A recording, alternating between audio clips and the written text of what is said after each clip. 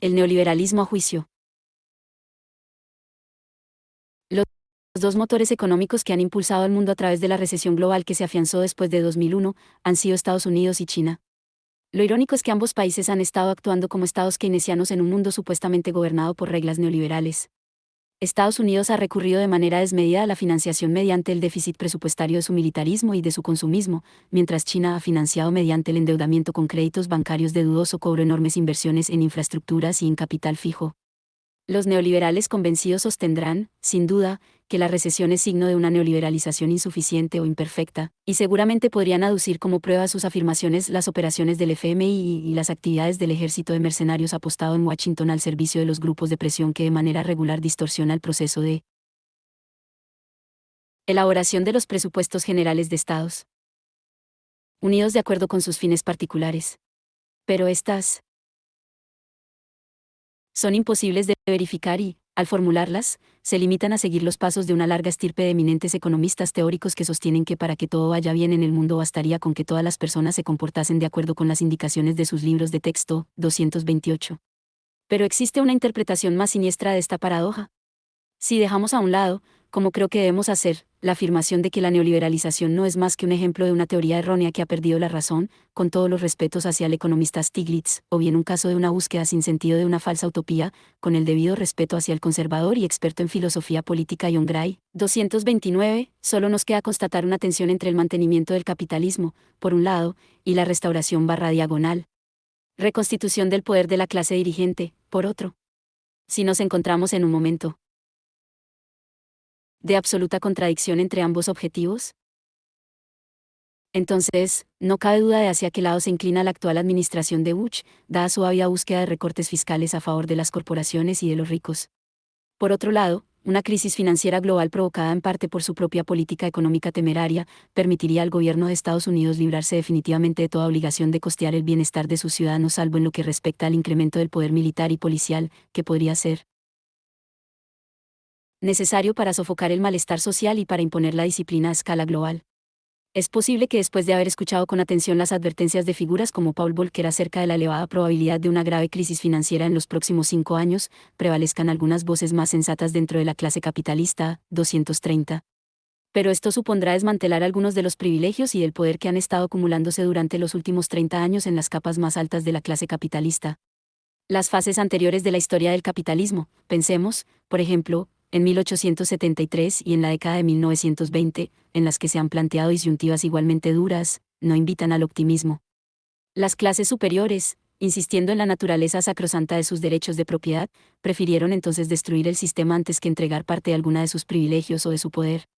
Comportarse de este modo no implica el descuido de sus propios intereses, ya que si se colocan en la posición acertada, como los buenos abogados en las quiebras, pueden beneficiarse del hundimiento aunque el resto de nosotros se vea indefectiblemente arrastrado por la corriente. Es posible que alguno de ellos también sea presa del diluvio y acabe arrojándose por las ventanas de Wall Street, pero eso no es lo habitual. Lo único a lo que temen es a los movimientos políticos que les amenazan con la expropiación o con la violencia revolucionaria.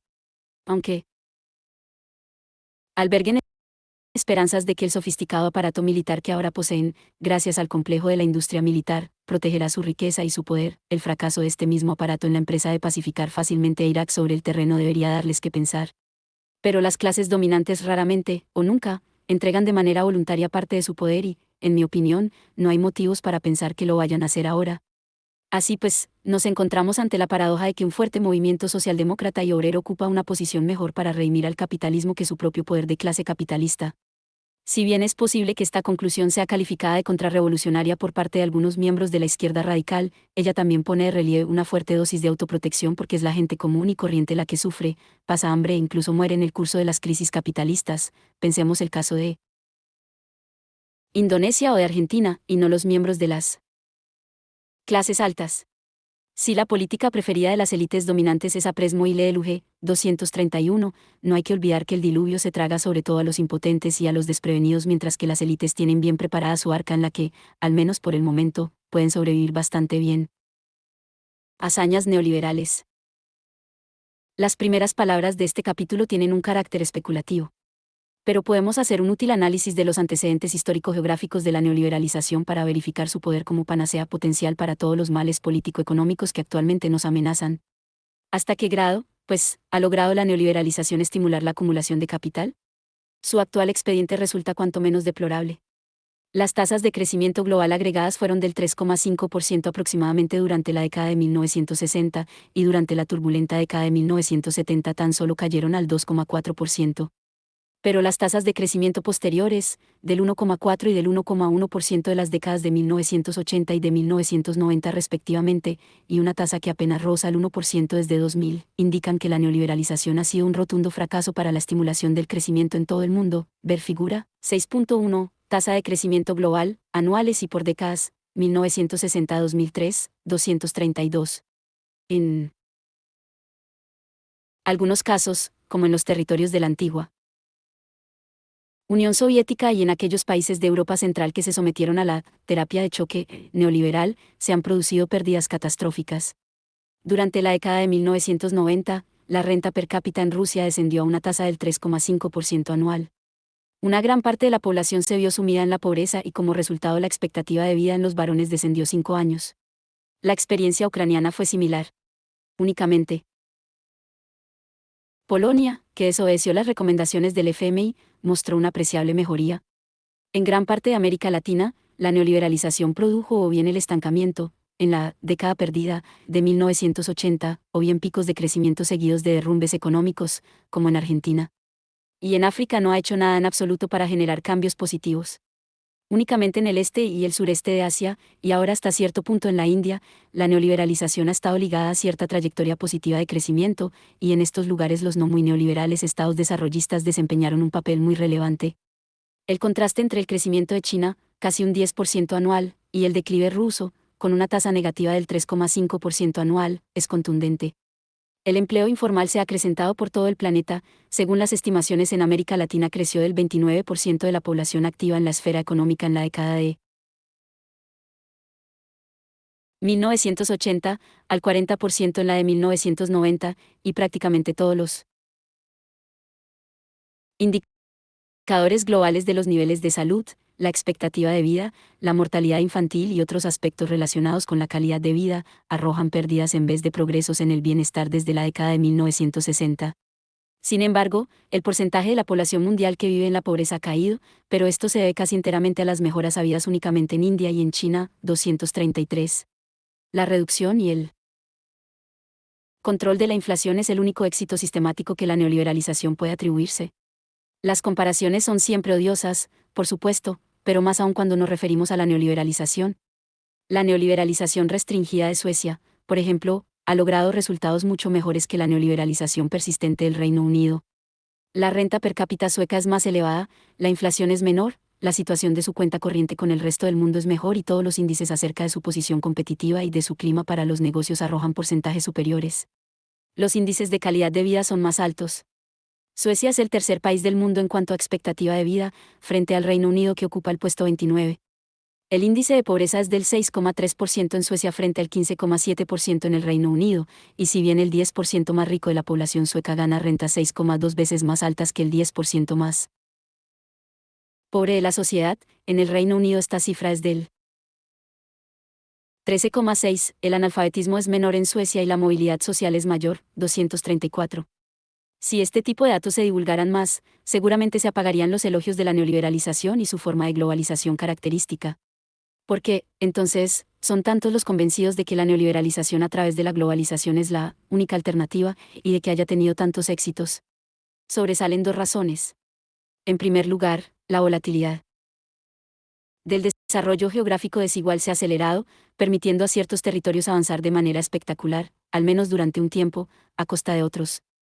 Sí, por ejemplo, la década de 1980 perteneció en gran medida a Japón, a los tigres asiáticos y a Alemania Occidental, y si la de 1990 perteneció a Estados Unidos y al Reino Unido, entonces, la idea de que el éxito iba a darse en alguna parte oscurecía de alguna manera el hecho de que en términos generales la neoliberalización estaba siendo incapaz de estimular el crecimiento y de mejorar el bienestar.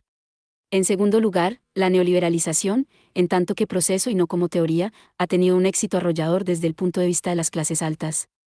o bien ha servido para restituir el poder de clase a las clases dominantes, como en Estados Unidos y hasta cierto punto en Gran Bretaña, véase figura 1.3, o bien ha creado las condiciones para la formación de una clase capitalista, como en China, Rusia, India y otros lugares. Gracias al dominio de los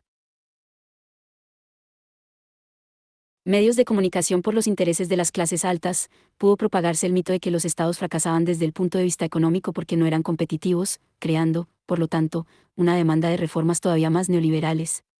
El incremento de la desigualdad social dentro de un territorio era interpretado como algo necesario para estimular el riesgo y la innovación empresariales que propiciaban el poder competitivo e impulsaban el crecimiento. Si las condiciones de vida entre las clases más bajas de la sociedad se deterioraban, esto se debía a su incapacidad, en general debido a razones personales y culturales, para aumentar su capital humano, a través de la dedicación a la educación, a la adquisición de una ética protestante del trabajo y la sumisión a la flexibilidad y a la disciplina laborales, etc. En definitiva, los problemas concretos emergen por la falta de fuerza competitiva o por fracasos personales, culturales y políticos. En un mundo darwiniano neoliberal, según esta línea de razonamiento, únicamente los más aptos sobreviven, o deberían sobrevivir. Por supuesto, bajo el paraguas de la neoliberalización se han producido una serie de cambios espectaculares en las materias consideradas esenciales para el funcionamiento del sistema y esto le ha conferido una apariencia de increíble dinamismo. La creciente importancia de las finanzas y de los servicios financieros ha venido acompañada de un destacable cambio en los criterios de remuneración de las corporaciones financieras, ver figura 6.2, la hegemonía del capital financiero, valor neto y tasas de beneficio para las corporaciones financieras y no financieras en Estados Unidos 1960-2001, así como también de una tendencia dentro de las grandes corporaciones, como General Motors, a integrar las dos funciones. El empleo en estos sectores ha experimentado un destacado auge. Sin embargo, se plantean serios interrogantes sobre hasta qué punto esto ha sido productivo. Gran parte del negocio de las finanzas resulta no estar referido más que a finanzas. La búsqueda de ganancias especulativas es perpetua y para maximizar el grado hasta el cual pueden obtenerse es posible efectuar todo tipo de cambios en el poder. Las denominadas ciudades globales de las finanzas y el poder de mando mundial se han convertido en grandiosas islas de riqueza y de privilegio, con altísimos rascacielos y millones de metros cuadrados de espacio de oficinas destinados a albergar esas operaciones.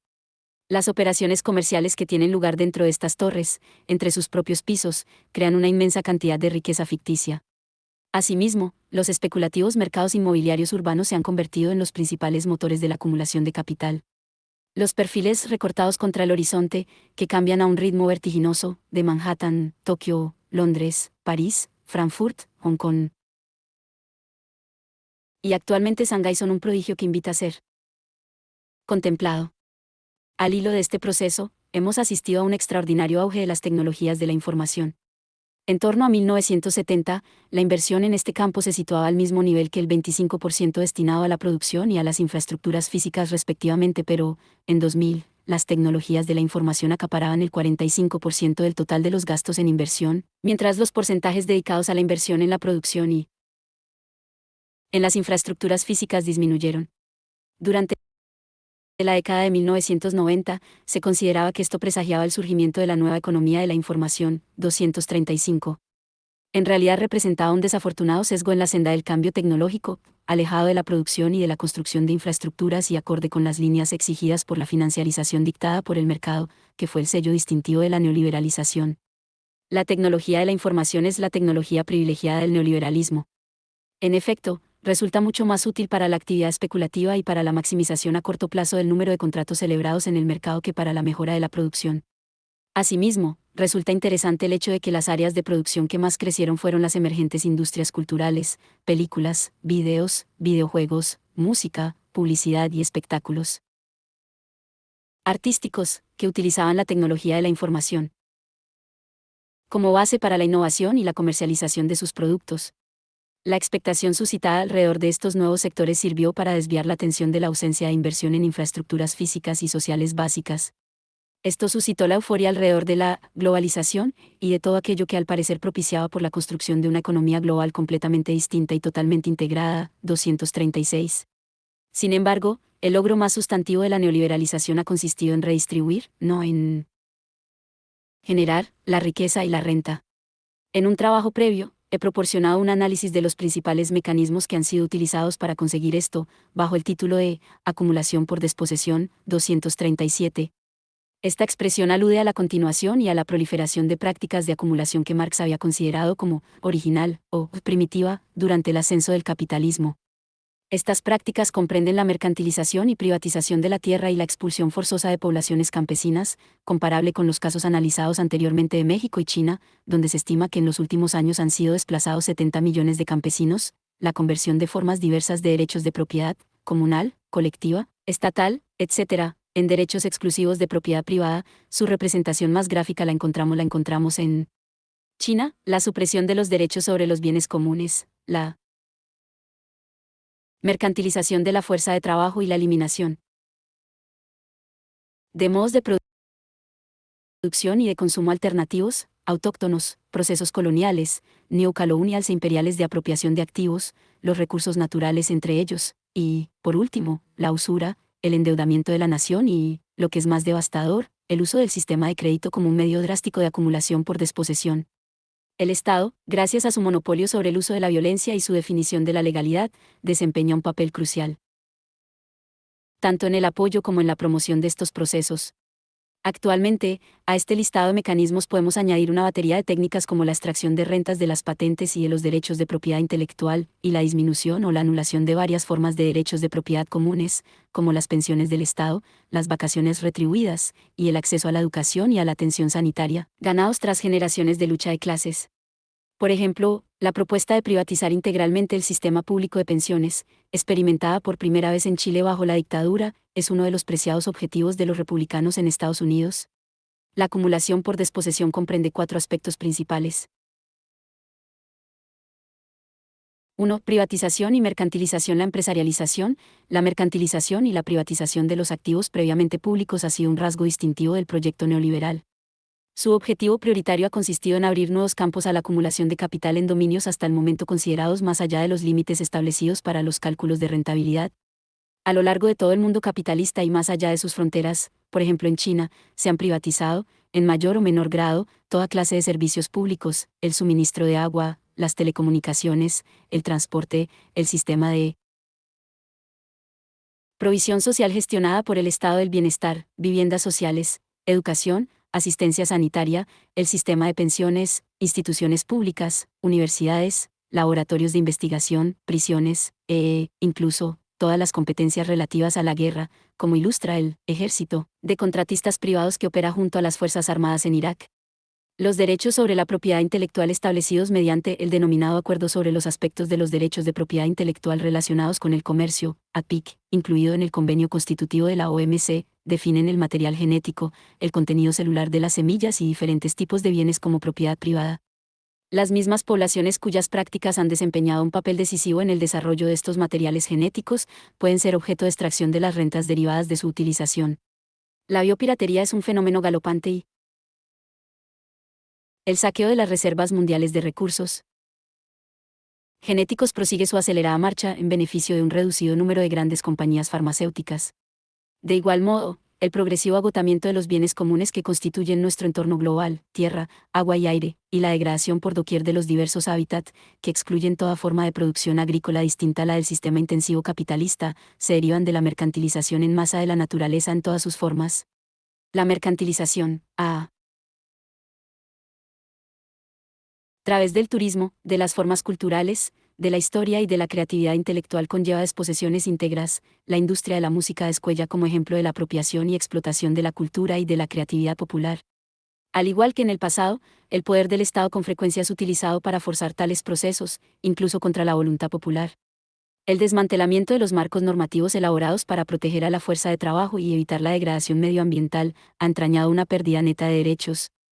La cesión al dominio de lo privado de los derechos de propiedad sobre lo común obtenidos tras largos años de encarnizada lucha de clases, el derecho a obtener una pensión del Estado, al bienestar, a la salud pública, ha sido una de las políticas de desposesión más escandalosas, a menudo llevada a cabo en contra de la clara voluntad política de la población.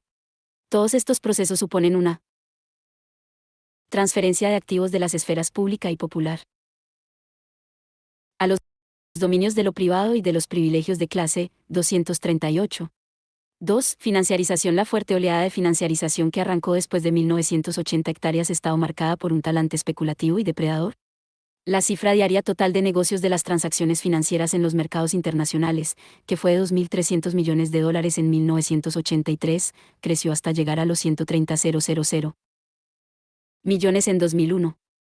La cifra de negocio anual, que alcanzó en 2001 40 billones de dólares, puede compararse con los 800.000 millones que se estima que se requerirían para sostener los flujos del comercio internacional y de la inversión productiva, 239.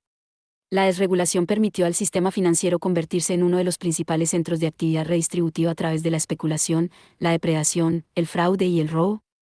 El sistema financiero capitalista adoptó entre sus principales instrumentos la promoción comercial de acciones, el sistema de Pansy, 240, la destrucción de activos estructurados a través de la inflación, la compra de empresas en crisis para vender sus bienes mediante fusiones y adquisiciones y la promoción del endeudamiento por parte de las autoridades públicas hasta niveles que acaban reduciendo a poblaciones enteras, incluso en los países del capitalismo avanzado, a un estado de servidumbre por deudas, por no mencionar el fraude empresarial o la desposesión de activos, como el asalto a fondos de pensiones que eventualmente se ven diezmados por crisis de capitales y de empresas, mediante la manipulación del crédito y del valor de las acciones. En el interior del sistema financiero existen innumerables formas de cisar, 241, valor. En tanto que los corredores de bolsa obtienen una comisión por cada transacción realizada, pueden maximizar sus ingresos comerciando de manera frecuente sobre sus cuentas, una práctica conocida como churning, batir, con independencia de que estas operaciones añadan o no valor a la cuenta. La alta cifra de negocios en el mercado de valores puede ser un simple reflejo de este tipo de operaciones y no de la confianza en el mercado. Tal y como actualmente ha quedado de manifiesto, el énfasis en el valor de las acciones, que es fruto de la unión de los intereses de los propietarios y de los gestores del capital a través de la remuneración de los últimos mediante derechos de opción de compra sobre las acciones de su propia empresa, ha dado lugar a manipulaciones en el mercado generadoras de una inmensa riqueza para unos pocos a costa del sacrificio de muchos. La espectacular caída de Enron fue emblemática de un proceso general que desposeyó a muchas personas de su fuente de subsistencia y de su derecho a percibir una pensión. Por otro lado, también debe mencionarse la incursión especulativa llevada a cabo mediante los hedge funds y otras instituciones principales del capital financiero, pues esto que han constituido la auténtica punta de lanza de la acumulación por desposesión a escala global, aunque supuestamente concediesen el beneficio positivo de repartir los riesgos, 242.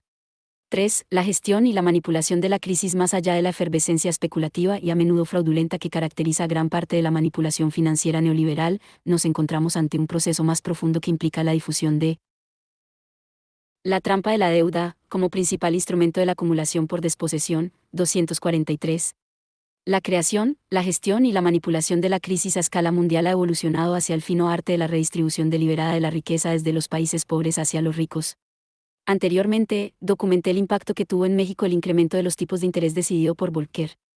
A pesar de proclamar su papel como noble líder en la organización de operaciones de rescate para mantener en funcionamiento la acumulación de capital global, Estados Unidos dispuso el escenario para el saqueo de la economía mexicana. El complejo integrado por el Departamento del Tesoro estadounidense, Wall Street y el FMI se ha convertido en un experto en el ejercicio por doquier de esta práctica. En la Reserva Federal, Greenspan desplegó la misma táctica que Volcker en diversas ocasiones durante la década de 1990. El azote de las crisis de endeudamiento en países concretos, que no era algo común durante la década de 1960, se volvió muy frecuente durante las de 1980 y 1990.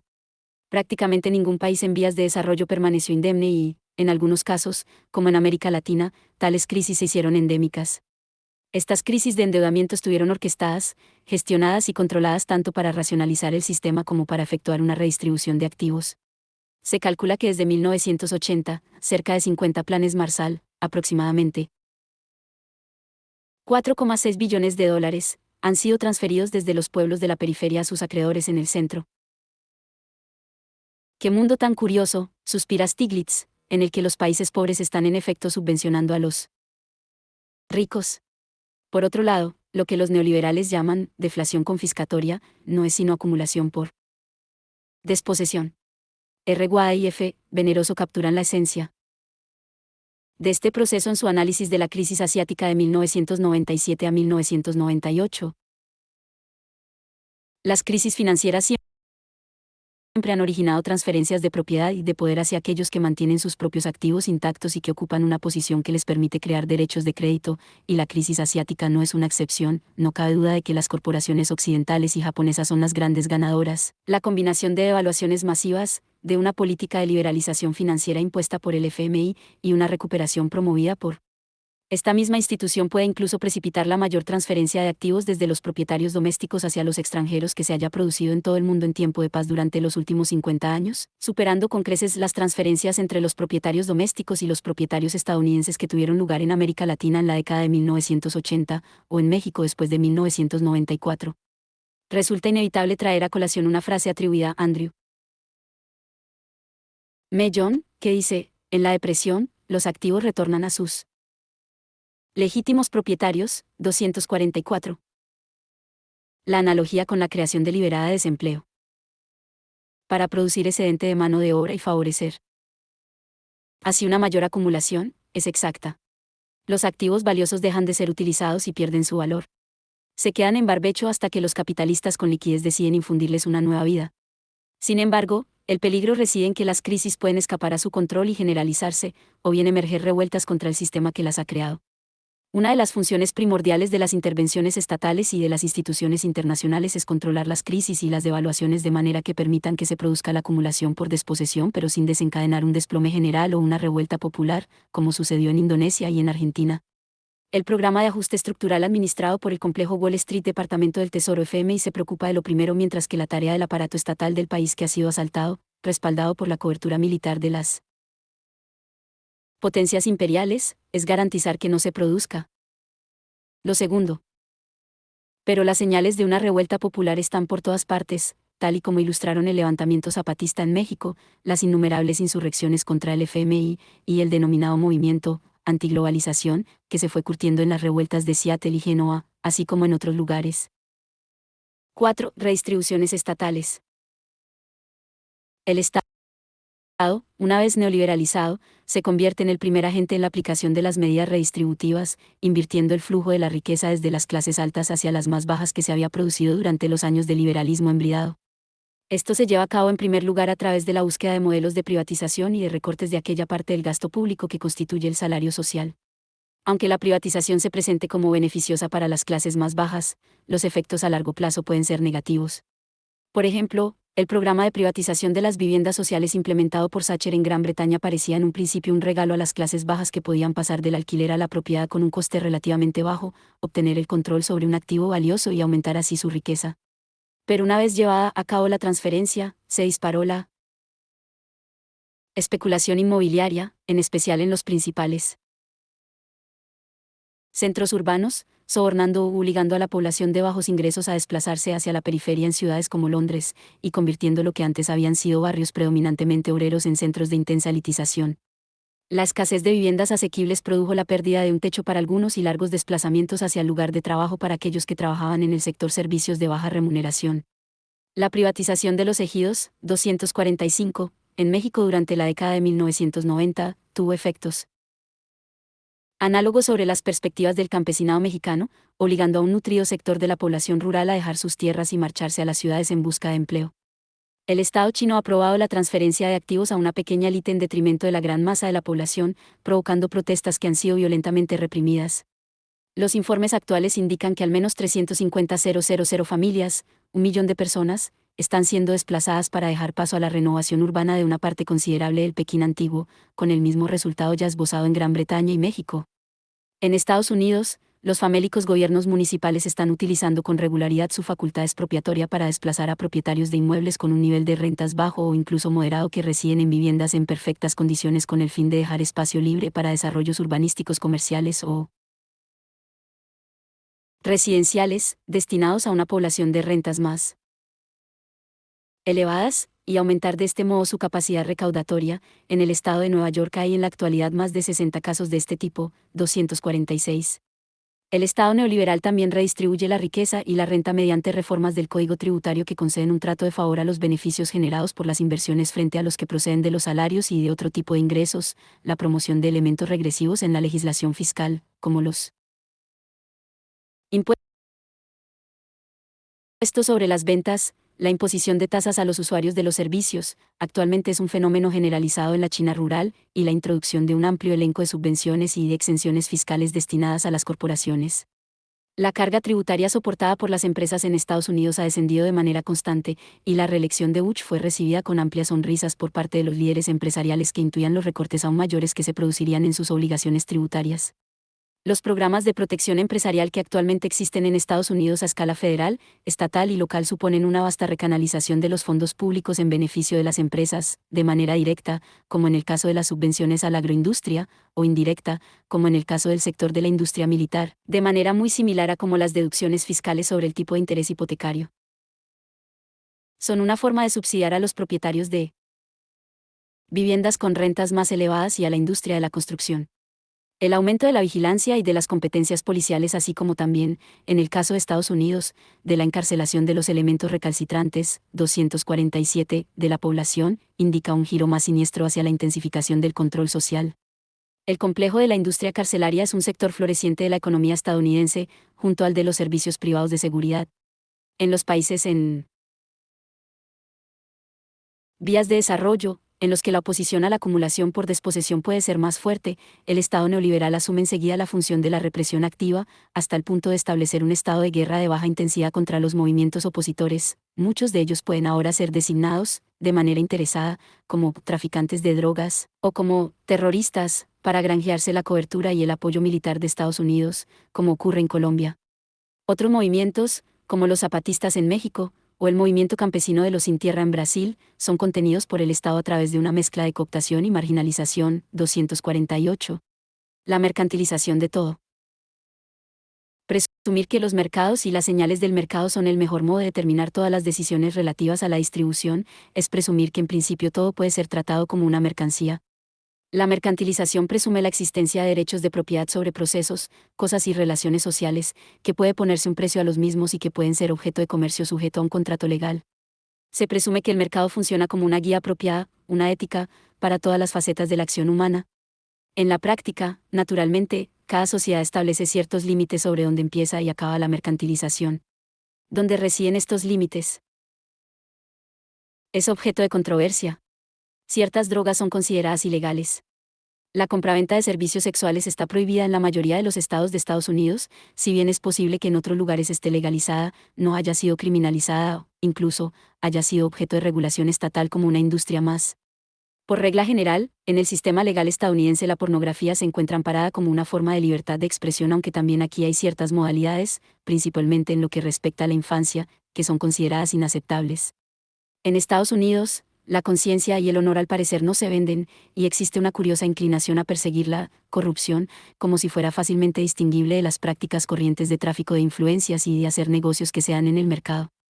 La mercantilización de la sexualidad, de la cultura, de la historia y del patrimonio público, así como de la naturaleza como espectáculo o como cura de reposo, y la extracción de rentas en régimen de monopolio de la originalidad, de la autenticidad y de la unicidad de las obras de arte, por ejemplo, suponen, en todos los casos, poner un precio a cosas que en realidad nunca fueron producidas como mercancías. 249. A menudo hay desacuerdo respecto a la conveniencia de la mercantilización, de los símbolos y de los acontecimientos religiosos, por ejemplo, o respecto a quién debería ejercer los derechos de propiedad y obtener las rentas derivadas de los mismos, en el acceso a las ruinas aztecas o en la comercialización del arte aborigen, por ejemplo.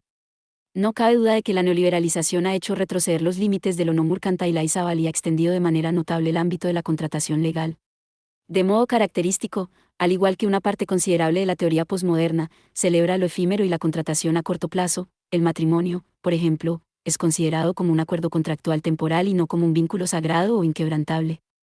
La división existente entre los neoliberales y los neoconservadores es en parte un reflejo de las diferencias que les separan respecto al lugar en el que deben trazarse esas líneas. Los neoconservadores suelen culpar a los liberales, a Hollywood, o incluso a los posmodernos, de lo que consideran la desintegración y la inmoralidad del orden social, y no a los empresarios capitalistas, como Rupert Murdoch, que son los responsables de causar el mayor Daño haciendo tragar al resto del mundo todo tipo de material cargado de sexualidad, cuando no salas, 250, y que en su incansable búsqueda del beneficio no dejan de hacer alarde de su absoluta preferencia por los compromisos a corto plazo. Pero esto suscita cuestiones mucho más serias que el mero intento de mantener a salvo el cálculo monetario y de la contratación a corto plazo de algún objeto preciado, un ritual concreto o un rincón escogido.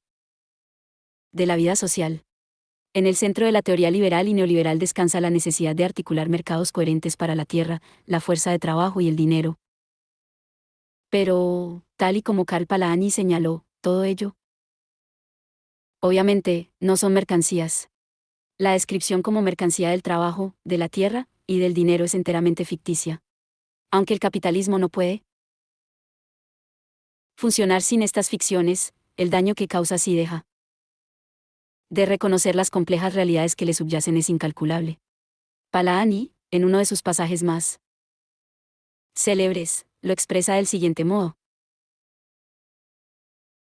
Permitir que el mecanismo del mercado dirija por su propia cuenta y decida la suerte de los seres humanos y de su medio natural, e incluso que de hecho decida acerca del nivel y de la utilización del poder adquisitivo, conduce necesariamente a la destrucción de la sociedad.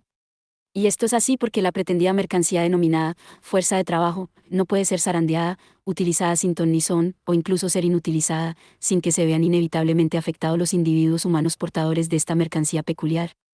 Al disponer de la fuerza de trabajo de un hombre, el sistema pretende disponer de la entidad física, psicológica y moral, humana, que está ligada a esta fuerza.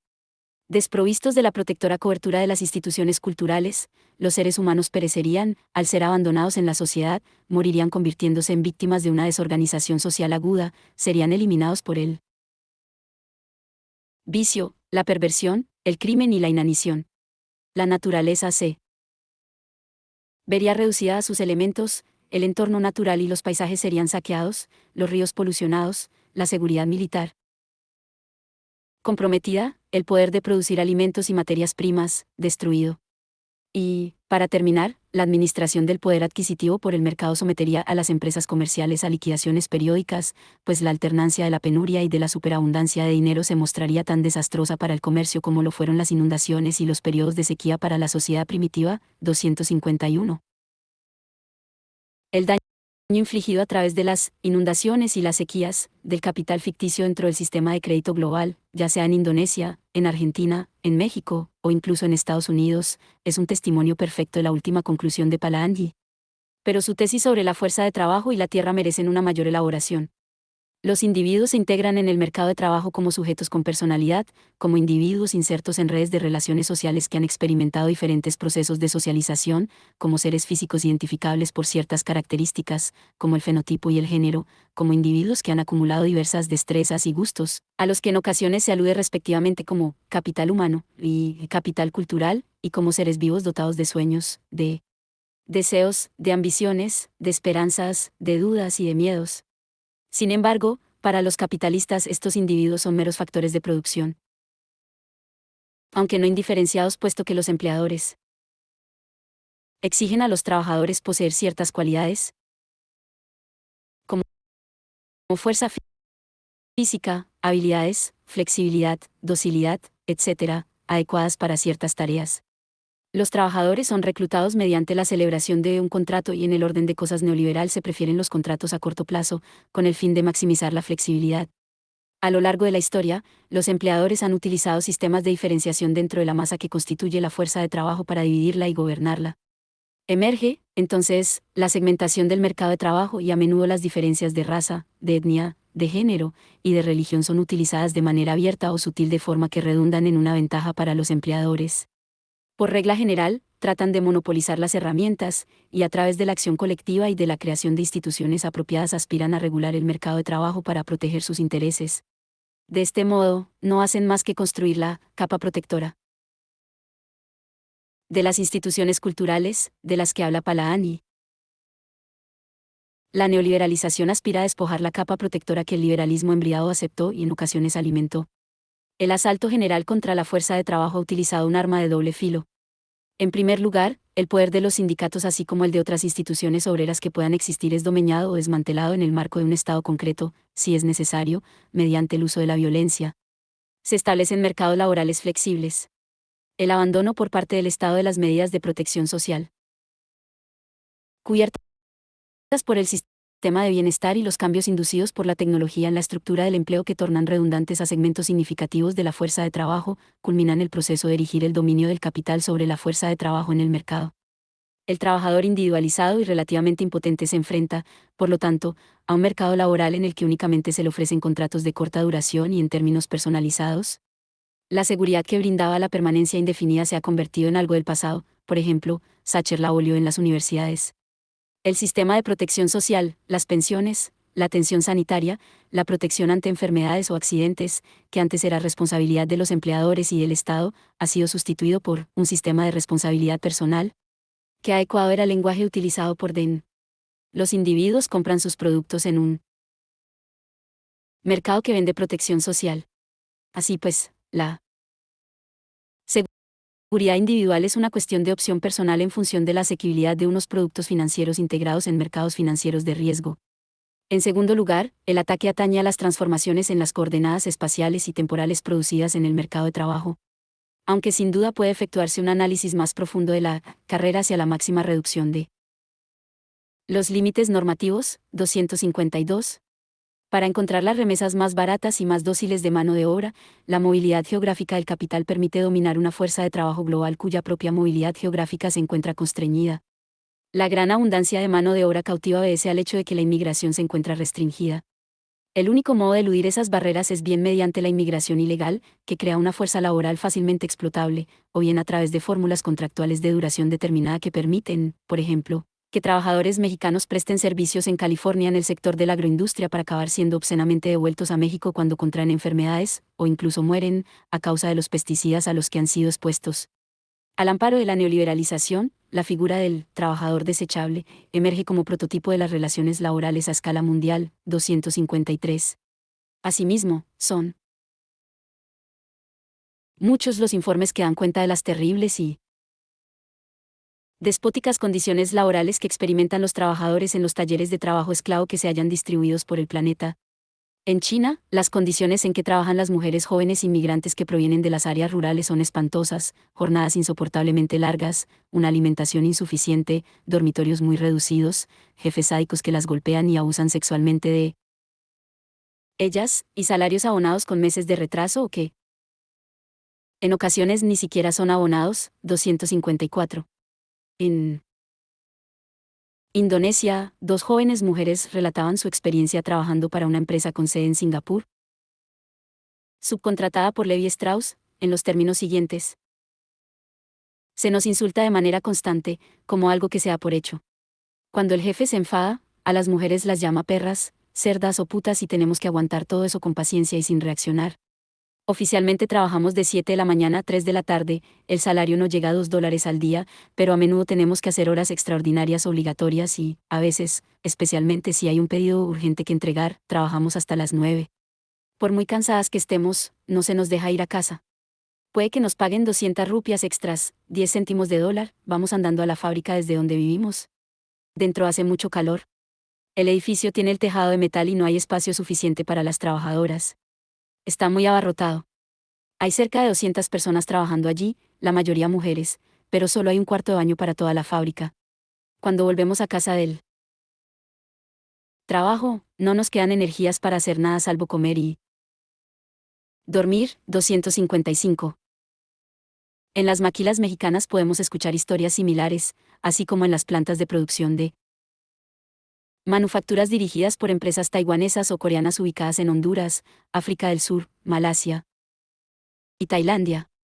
El riesgo para la salud, la exposición a una extensa gama de sustancias tóxicas y los accidentes laborales mortales, son hechos que se producen sin ser objeto de regulación y sin despertar ninguna reacción. En Shanghái, un hombre de negocios taiwanés que estaba a cargo de un almacén textil, en el que 61 trabajadores encerrados en un edificio murieron en un incendio, recibió una indulgente condena a 2 años de prisión, que quedó suspendida porque había mostrado arrepentimiento y había cooperado en los momentos posteriores al incendio. 256.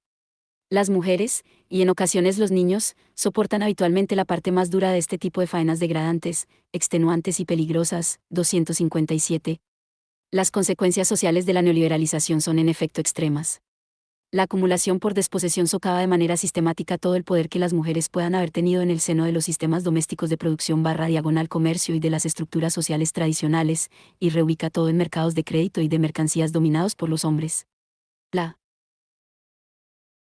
liberación de las mujeres de los controles patriarcales tradicionales en los países en vías de desarrollo, solo tiene dos caminos, o bien el trabajo degradante en las fábricas, o bien la comercialización de su sexualidad, que comprende desde el respetable trabajo como chica de alterne o camarera, hasta el tráfico sexual, una de las industrias contemporáneas más lucrativas en la que la esclavitud ocupa un lugar muy importante. La pérdida de medidas de protección social en los países del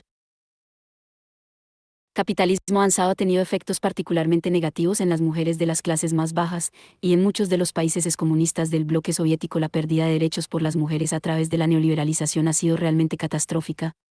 ¿Cómo sobreviven, entonces, los trabajadores desechables, en particular las mujeres, tanto en el plano social como en el afectivo, en un mundo de mercados laborales flexibles y de contratos de corta duración, de inseguridad laboral crónica, de pérdida de las protecciones sociales, y con frecuencia sufriendo un trabajo extenuante, en medio de los escombros de las instituciones colectivas que una vez les dieron un mínimo de dignidad y de apoyo?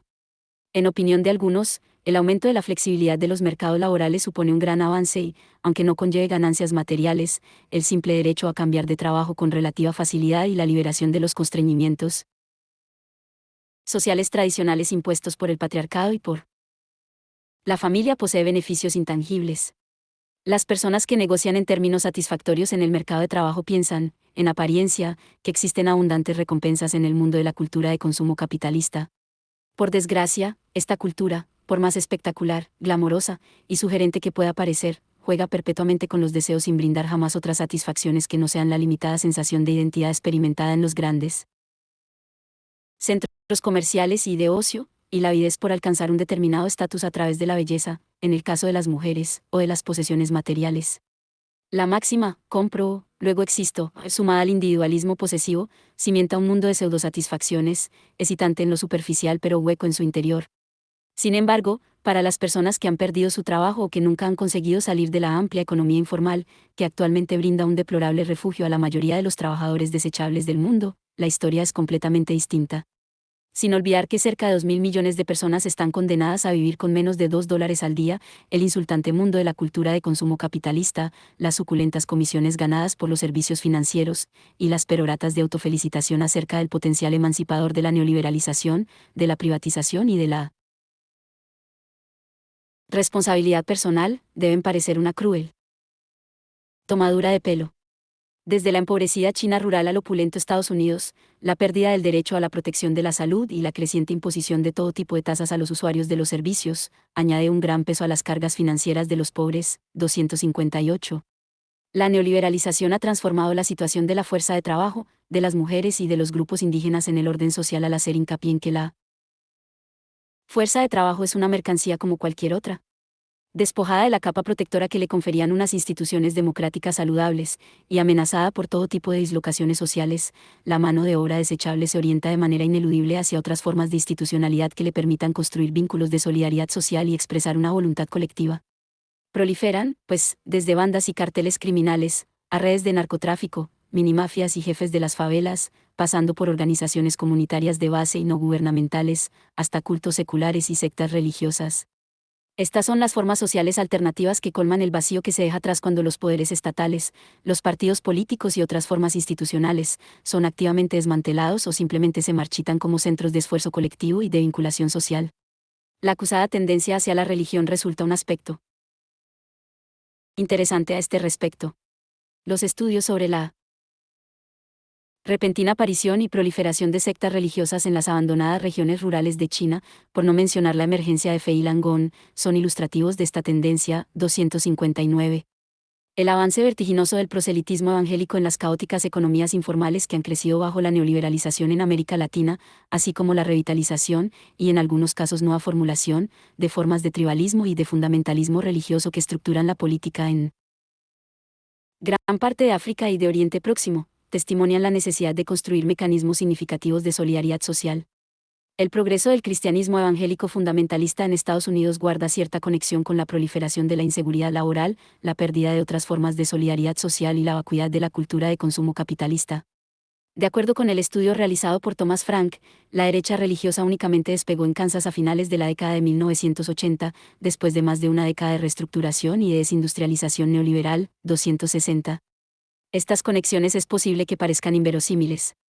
Pero si Polanyi se encuentra en lo cierto y el tratamiento de la fuerza de trabajo como una mercancía conduce a la dislocación social, entonces, los movimientos dirigidos a reconstruir diferentes redes sociales para defenderse contra tal amenaza, se tornan cada vez más probables. Degradaciones medioambientales. La imposición de una lógica de contratación a corto plazo sobre los usos del medio ambiente tiene consecuencias desastrosas. Afortunadamente, en el seno del bando defensor del neoliberalismo, las opiniones en torno a esta cuestión se encuentran en cierto modo divididas. Aunque a Reagan no le preocupaba en absoluto el medio ambiente, llegando en cierta ocasión a describir a los árboles como la fuente más importante de contaminación del aire, Thatcher se tomó el problema en serio.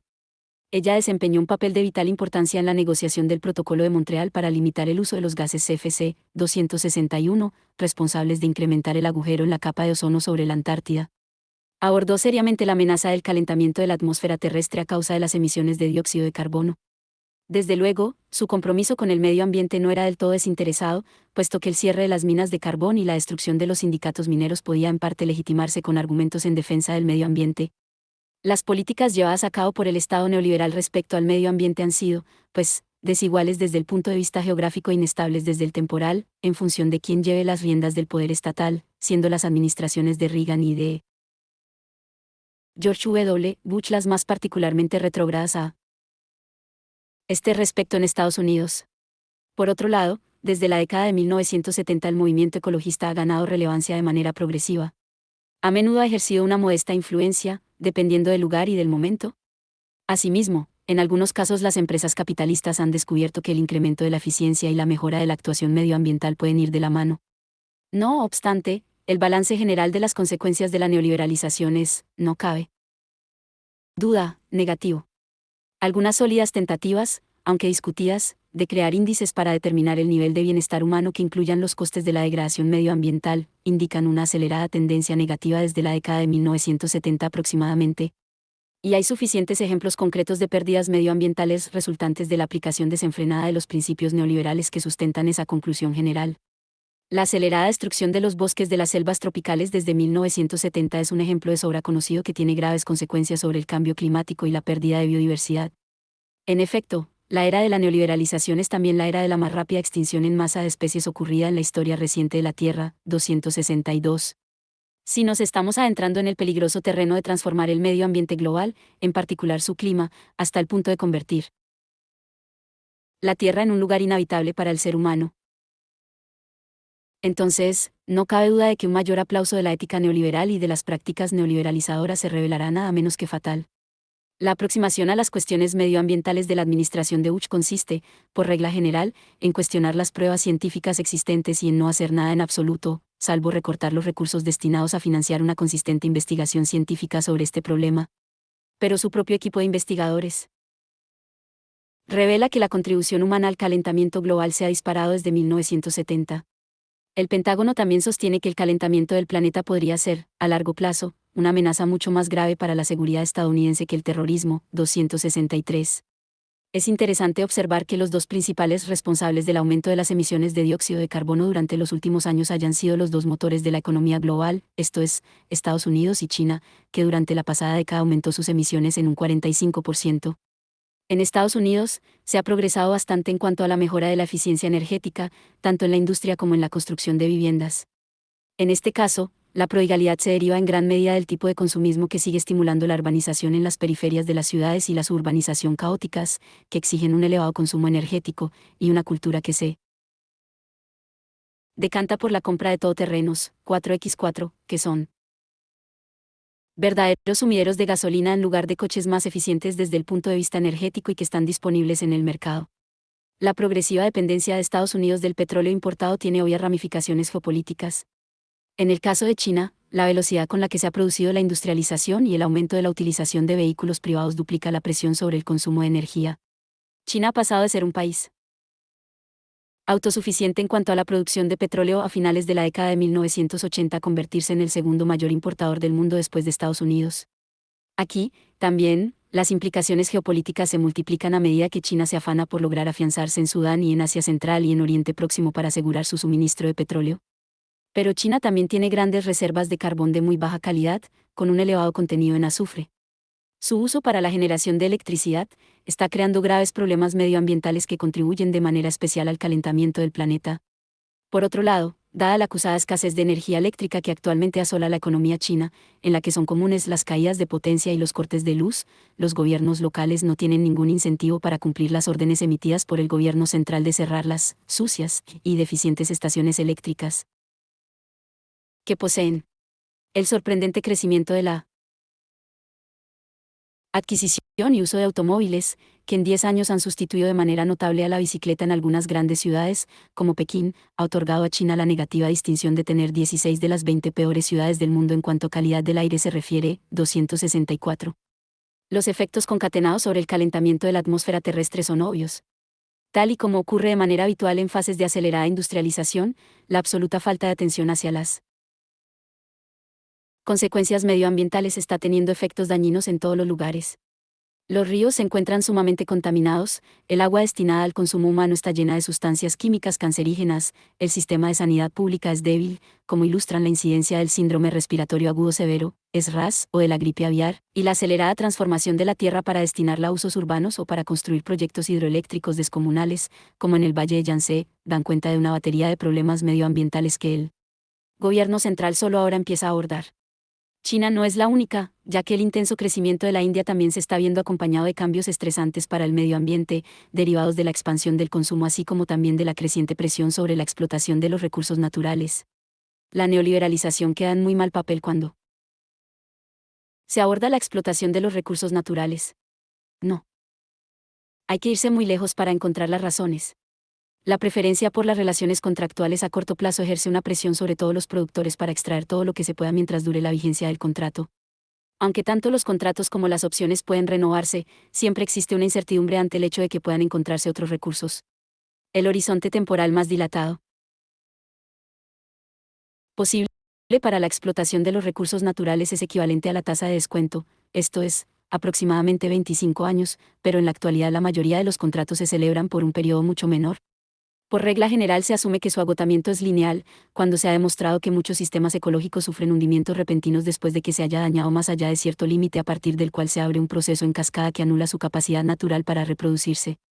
Los bancos de peces, las sardinas de California, el bacalao de Terranova y la lubina chilena, son un ejemplo clásico de cómo un recurso explotado a una tasa óptima, de pronto se agota sin ningún aparente síntoma previo, 265.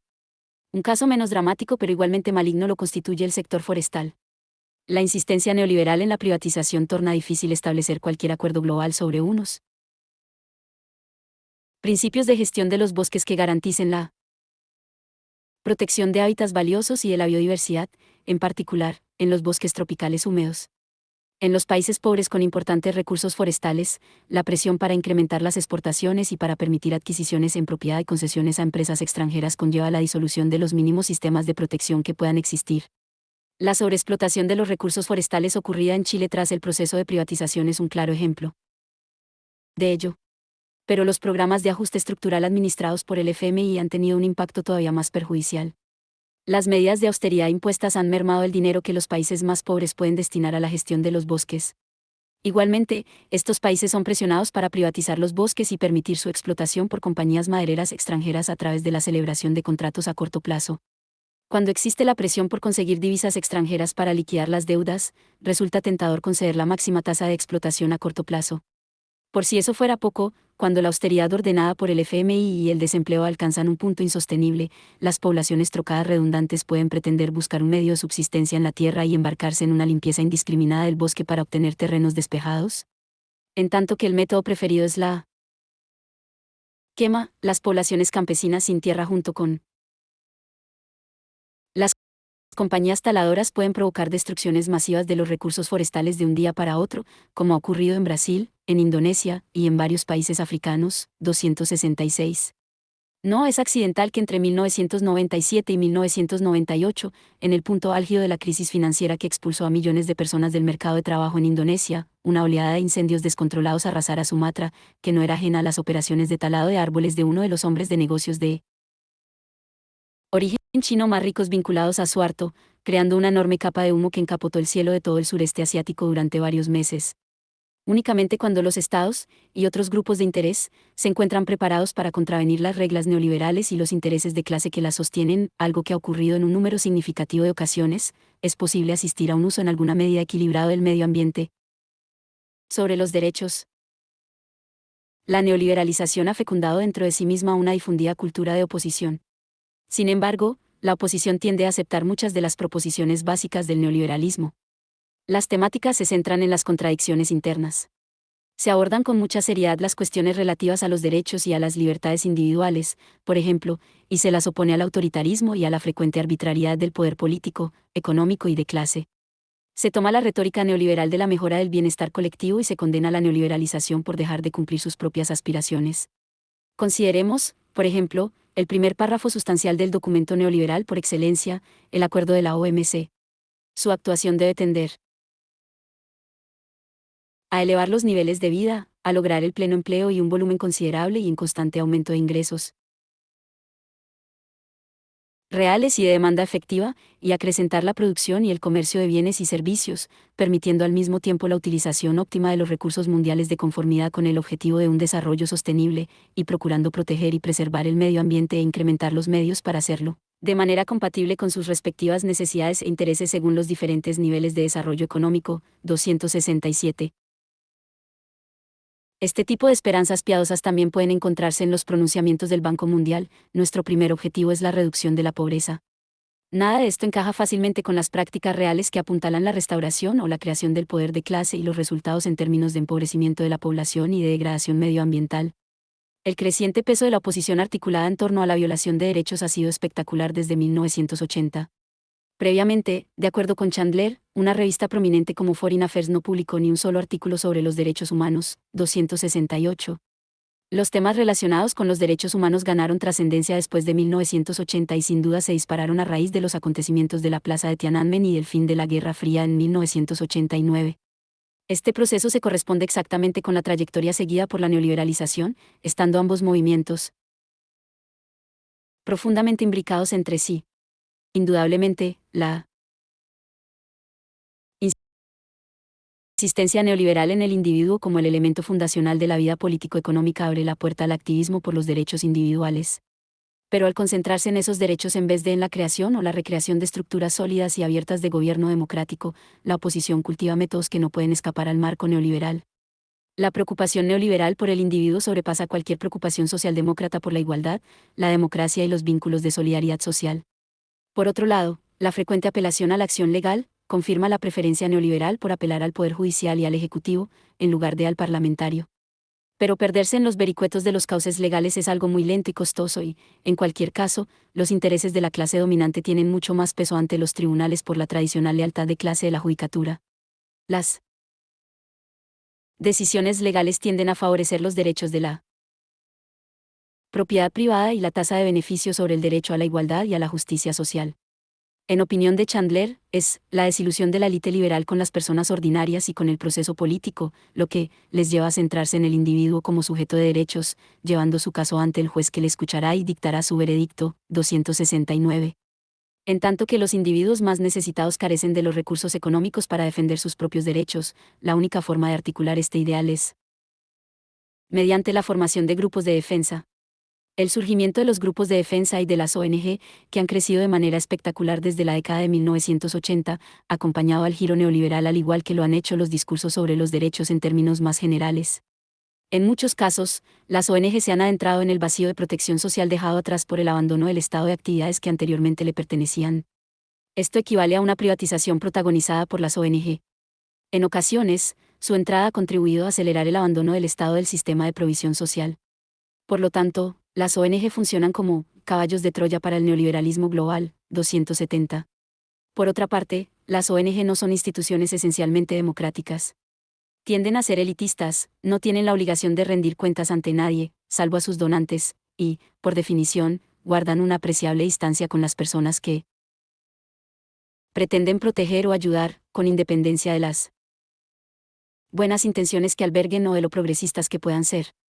Con frecuencia sus agendas no son públicas, y prefieren la negociación directa con el poder estatal o de clase, o influir en sus decisiones. A menudo más que representar a su clientela, su actividad consiste en controlarla. Proclaman y presumen de hablar en beneficio de los que no pueden hablar por sí mismos, incluso definen los intereses de aquellos por los que hablan, como si las personas fueran incapaces de hacerlo por sí mismas. Pero la legitimidad de su estatus siempre queda abierta a la duda. Por ejemplo, cuando estas organizaciones se movilizan con éxito para que se prohíba el trabajo infantil en las actividades productivas, como una cuestión de derechos humanos universales, puede que estén debilitando economías en las que el trabajo es fundamental para la supervivencia de familias enteras. Si no se ofrece ninguna alternativa económica viable, los niños puede que sean vendidos a redes de prostitución, originando el nacimiento de otro grupo de defensa que persiga la erradicación de esta. La universalidad que se presupone en el lenguaje de los derechos y la dedicación de las ONG y de los grupos de defensa a los principios universales no encajan bien con las particularidades locales y con las prácticas diarias de la vida económica y política existente bajo la presión conjunta de la mercantilización y la privatización. 271. Pero hay otra razón por la que esta particular cultura opositora ha ganado tantas adhesiones en los últimos años. La acumulación por desposesión implica un conjunto muy distinto de prácticas desde la acumulación hasta la expansión del trabajo asalariado en la industria y en la agricultura. Este último proceso, que dominó los procesos de acumulación de capital en la década de 1950 y 1960, dio lugar a una cultura opositora, como la que se inscribe en los sindicatos y en los partidos políticos obreros, que produjo el liberalismo embridado. Por otro lado, la desposesión se produce de manera fragmentada y particular, una privatización aquí, un proceso de degradación medioambiental allá, o una crisis financiera o de endeudamiento acullá. Es difícil oponerse a toda esta especificidad y particularidad sin apelar a principios universales.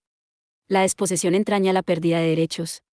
De ahí el giro hacia una retórica universalista de los derechos humanos, la dignidad, las prácticas ecológicas sostenibles, los derechos medioambientales, y otras temáticas afines, como base de una política opositora unida. Esta apelación al universalismo de los derechos es un arma de doble filo. Puede y debe ser utilizada sin olvidar en ningún momento los fines progresistas que la animan. La tradición que encuentra sus mayores exponentes en Amnistía Internacional, Médicos Sin Fronteras, y otras organizaciones próximas a ellas, no puede ser desechada como un mero accesorio del pensamiento neoliberal. Toda la historia del humanismo, tanto en su versión occidental, clásicamente liberal, como en sus diversas versiones no occidentales, es demasiado compleja como para permitirlo. Pero los objetivos limitados de muchos discursos sobre los derechos, en el caso de Amnistía Internacional hasta hace poco su único objeto de atención eran los derechos civiles y políticos netamente separados de los económicos, hace que sean demasiado fáciles de absorber dentro del marco neoliberal. El universalismo parece funcionar particularmente bien cuando se abordan cuestiones globales como el cambio climático, el agujero de la capa de ozono o la pérdida de la biodiversidad a través de la destrucción del hábitat. Pero sus resultados en la arena de los derechos humanos resultan más dudosos, dada la diversidad de las circunstancias político-económicas y de las prácticas culturales que existen en el mundo. Además, no ha sido nada difícil incorporar las cuestiones relativas a los derechos humanos en calidad de espadas del imperio, por utilizar la mordaz caracterización de Bartolomé y Breakespeare, 272. Por ejemplo, los llamados halcones liberales de Estados Unidos han apelado a ellos para justificar intervenciones imperialistas en Kosovo, Timor Oriental, Haití y, sobre todo, en Afganistán e Irak. Justifican el humanismo militar, en nombre de la protección de la libertad, de los derechos humanos y la democracia también cuando se persigue de manera unilateral por una autoproclamada potencia imperialista. Como Estados Unidos, 273. A escala más amplia, es difícil no concluir con Chandler que las raíces del humanitarismo actual basado en los derechos humanos radican en el creciente consenso en torno al apoyo de la implicación occidental en los asuntos internos del mundo en vías en desarrollo que se registra desde la década de 1970.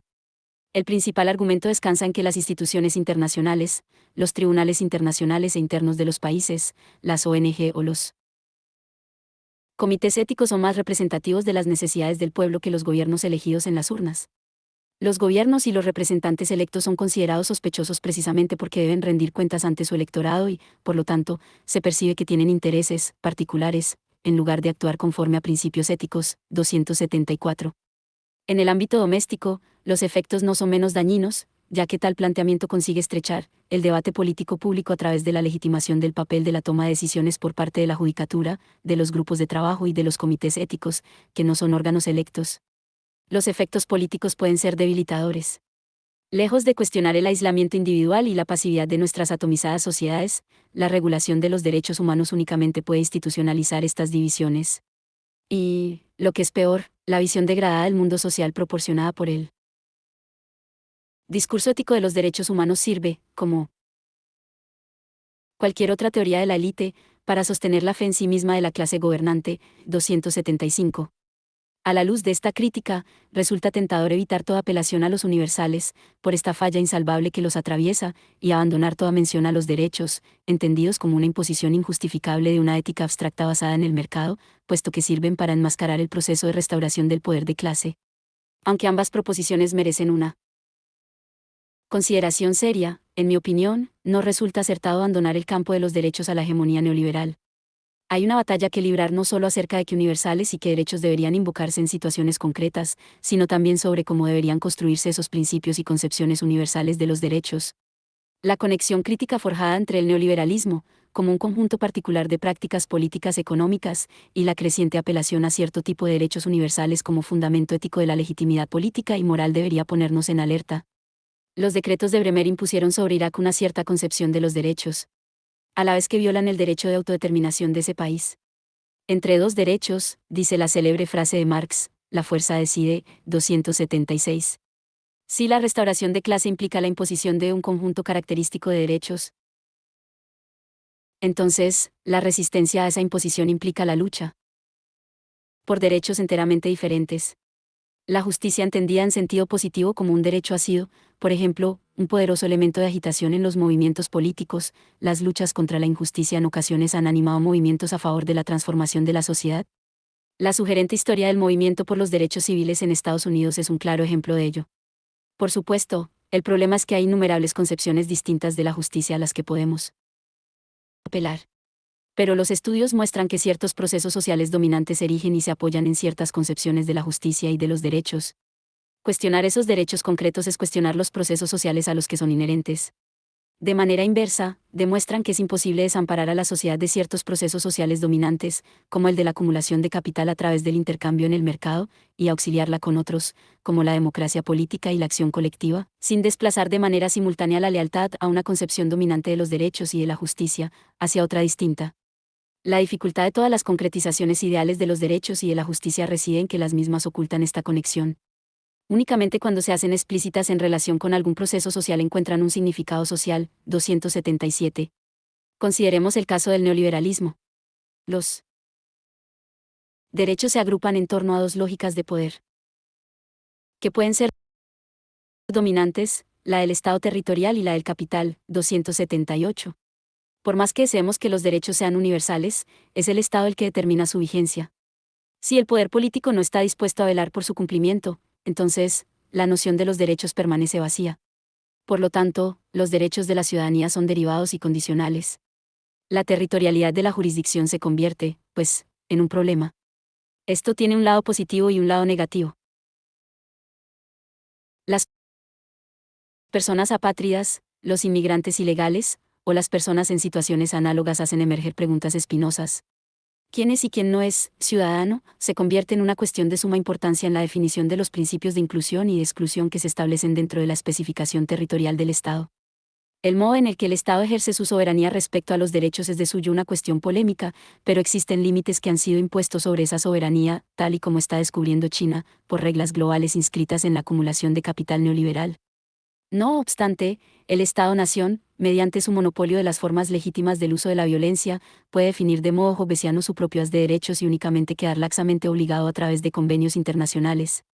Estados Unidos, por ejemplo, insiste en su derecho a que no se le exija responsabilidad alguna por la comisión de crímenes contra la humanidad, tal y como se definen en el ámbito internacional, a la vez que insiste en que criminales de guerra de otros lugares sean enjuiciados ante los mismos tribunales cuya autoridad niega en relación a sus propios ciudadanos. Vivir bajo el neoliberalismo también significa aceptar o someterse a deseos de derechos que resulta necesario para la acumulación de capital. Vivimos, pues, en una sociedad en la que el derecho inalienable de los individuos, y recordemos que las corporaciones son definidas como personas ante la ley, a la propiedad privada y a obtener beneficios está por encima de cualquier otra concepción de los derechos inalienables que pueda concebirse. Los defensores de este régimen de derechos argumentan, de manera impecable, que estimula las virtudes burguesas, sin las que todos los habitantes de la Tierra estarían mucho peor.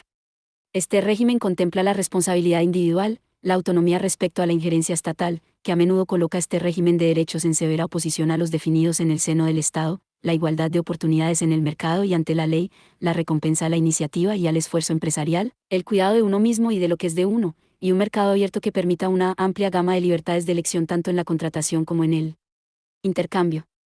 Este sistema de derechos es aún más convincente cuando se extiende al derecho de propiedad sobre el propio cuerpo, que afianza el derecho de la persona a contratar libremente la venta de su propia fuerza de trabajo, así como también el ser tratada con dignidad y con respeto, y el no sufrir coacciones físicas como la esclavitud, y el derecho a la libertad de pensamiento, de expresión y de discurso. Estos derechos secundarios son atrayentes. Muchos de nosotros dependemos considerablemente de ellos. Pero lo hacemos en buena medida en tanto que mendigos que viven de las migas que sobran de la mesa del rico. No puedo convencer a nadie mediante argumentos filosóficos de que el régimen de derechos neoliberal es injusto. Pero la objeción al mismo es bastante sencilla. Aceptarlo es aceptar que no hay más alternativa que vivir bajo un régimen de incesante acumulación de capital y crecimiento económico en el que no importan sus consecuencias sociales, ecológicas o políticas. Recíprocamente, esta incesante acumulación de capital conlleva que el régimen de derechos neoliberal deba expandirse geográficamente alrededor del globo si es necesario mediante el uso de la violencia, como en Chile e Irak, mediante prácticas imperialistas, como las ejecutadas por la Organización Mundial del Comercio, el Fondo Monetario Internacional y el Banco Mundial, o mediante la acumulación primitiva, como en China y en Rusia. El derecho inalienable a la propiedad privada y a la obtención de beneficios será instaurado con carácter universal, por las buenas o por las malas. Esto es precisamente a lo que Uch se refiere cuando dice que Estados Unidos está consagrado a expandir la esfera de la libertad por todo el globo. Pero estos no son los únicos derechos a nuestro alcance.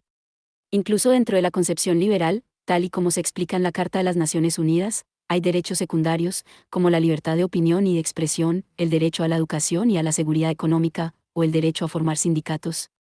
Fortalecer estos derechos supondría un serio desafío al neoliberalismo. Convertir estos derechos secundarios en prioritarios y los derechos prioritarios a la propiedad privada y al beneficio, en secundarios, sería una revolución de gran envergadura de las prácticas político-económicas. También hay concepciones enteramente diferentes de los derechos a los que podemos apelar como, por ejemplo, el derecho al acceso a los bienes comunes globales o a una seguridad básica en materia de alimentos. Entre derechos iguales, la fuerza decide. Las luchas políticas sobre una concepción adecuada de los derechos, e incluso de la propia libertad, ocupan un lugar central en la búsqueda de alternativas. 7. El horizonte de la libertad.